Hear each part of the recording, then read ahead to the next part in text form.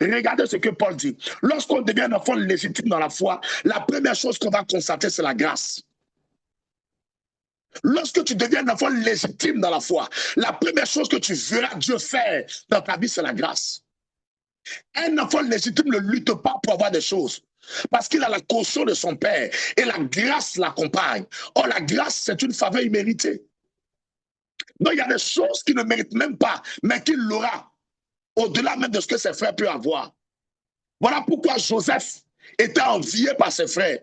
Ils avaient tous le même père qu'on appelle Jacob. Mais Joseph avait des grâces que les autres n'avaient pas, parce que lui était un enfant légitime.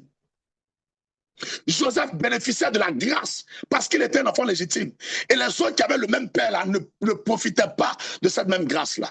Ce n'est pas à tout enfant que la grâce est donnée, mais la grâce est donnée aux enfants qui sont légitimes. La grâce est apportée et accordée aux enfants qui sont légitimes. Et si tu n'es pas un enfant légitime, la grâce là, tu ne peux pas l'expérimenter. Tu ne peux pas le réaliser ni l'obtenir. Voilà l'avantage d'être un enfant légitime. C'est qu'on peut connaître la grâce. La deuxième chose que Paul nous révèle, toujours dans ce même passage, c'est que celui qui est un enfant légitime, il finira par expérimenter la miséricorde. Vous voyez, lorsque vous êtes un enfant légitime, il est facile pour votre père de vous pardonner.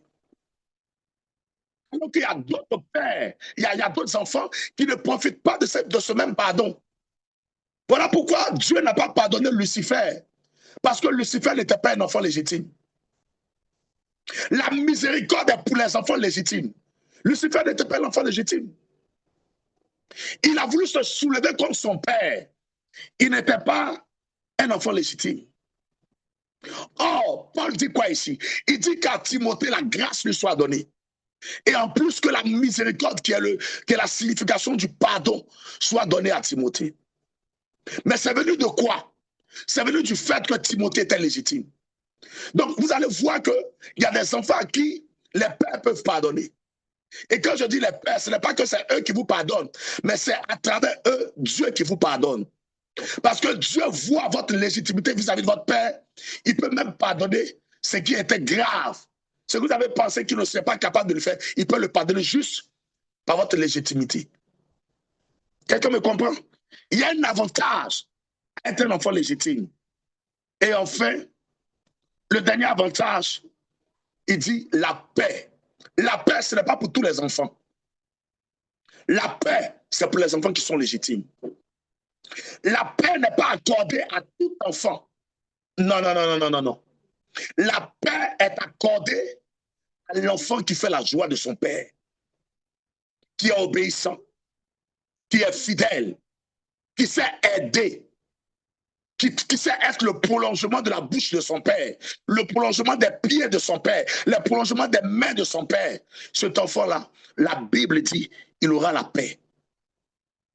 On ne pourra pas lui enlever cette paix. Voilà pourquoi, toutes les fois où Joseph allait quelque part, il était béni.